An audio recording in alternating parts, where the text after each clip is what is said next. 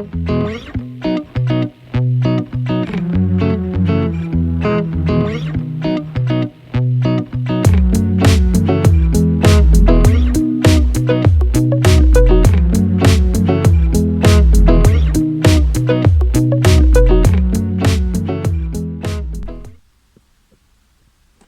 shemai, and welcome back. I've been busy building this viaduct. The reason why I've changed my mind here is because there's a large gap really to go between the uprises there and along the back over the reservoir, and then onto this bit here to raise it up to come round. The reason why I've gone for a viaduct is because back home in the Avon Valley, where I'm from, Carmarthen, a village up the road from Carmarthen, Pontrhyfen, there are two viaducts. One was for water, for irrigation, and to bring water to the old smelting mills back in the 1700s, 1800s, and the other one was a railway viaduct that crossed the valley from one side to the other, and my great uncle Tom was involved in the building of it, so it's a little homage to great uncle Tom. I never knew him, but part of the family, as it were, I found out, and I'll put a picture up of the actual viaduct. It's not used now obviously, but that's a homage to him. So that's done. That was from a kit form card. Really enjoyed building it. A bit complicated, but yeah, enjoyed it. I've still got a few bits to finish on it, touch it up, but I'll get on to that later. Before I can do that, and obviously I've got to then sort out the river, because as you can see some of the arches are hanging up in the air. I need to put some supports there. What I wanted to do is get the height sorted for the risers here. So if I go back to the beginning, you'll see that the track is coming up past the station, around the back, all the way up, rising up until it goes round the corner and onto the viaduct. I've used my small heat, what do you call it? It cuts the polystyrene, and I've carved some inclines on it, and then I'm going to use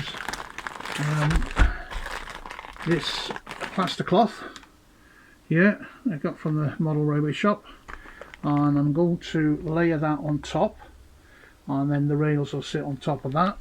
So the effect I'm looking for, as you can see from the bit of track I've just laid down there, is that the viaduct will butt up to the risers and then cover that corner there. Once I've done that and done that all the way down, I can then lay that track and get that connected to the system.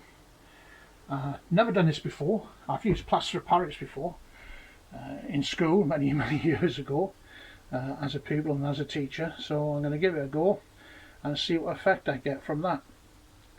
So yeah, wish me luck. So yeah, looking at instructions, I'm told what I have to do is dip this in here for a few minutes, let the water run out. Oh, that's a lot of water. Drape it on there, and then fold it. So piece number one goes down, and then mould it onto that.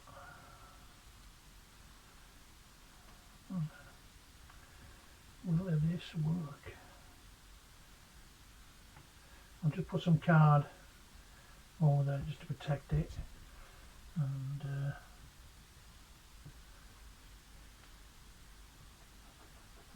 yeah, well, look at that. It is, yeah, smoothing out. All nice and smooth. And then, oops. Oh, a bit more water, I suppose. That's not enough. I'll be muttering to myself throughout this, so please bear with me. I take it that's how you do it. If that's all it is, this is going to be fun. I don't know.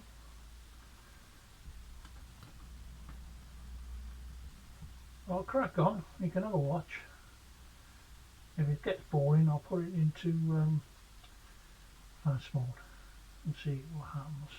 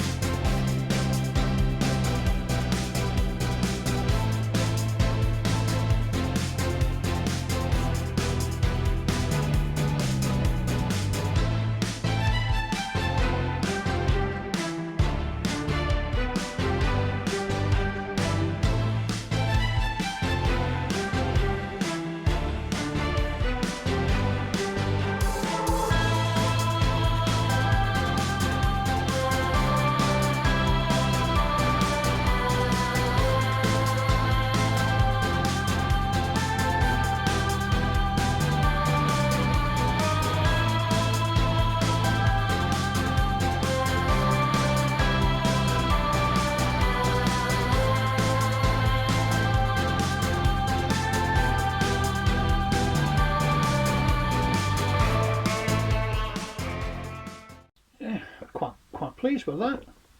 That's starting to come up a tree. There'll be a couple of rocks and some trees and whatnot on there. It'll look good. Yeah, I'm very pleased with that. I'm just going to be careful with these wires. These I put in before, and these things here are basically the connections to that upper track. But yeah, that's I probably have to go again. But what I am going to do,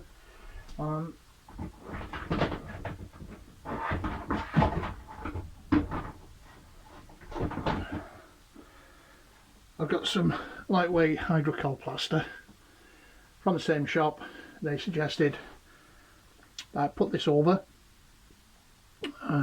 put this plaster of Paris, whatever it is, on it, and then use this later on to create, you know, thicker bits or whatever, tidy up after. So I'll give that a go afterwards. That'll be interesting. But for now, I think I shall carry on and do the rest of this and see how far I get. I'll be back. Well, as you can see, I've now come round, finished covering the first coat. I don't know if I'll need a second coat, but I've gone all the way down, right down to the slipway there. Yeah, I'm quite pleased with that. It's nice and smooth, nice and flat, and I'll wait now for that to dry. And then I suppose the first thing I'll need to do is give it a coat of brown paint before I do anything else with it. And once that's done, I can then get the track down, soldered in place, and then I've got that bit done. I'm quite pleased, really pleased. It's don't be daunted by this stuff. It's really good.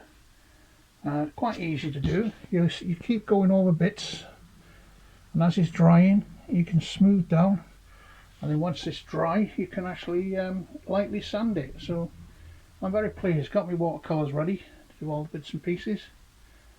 So yeah, really am pleased with that. That's going to look good. Some fencing along there, trees and bushes in the background.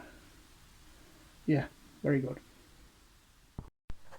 Now, one thing I should say though, it's flipping messy. Look at the state of that, and your hands get covered in the stuff, so make sure you get your hands washed before it does go hard.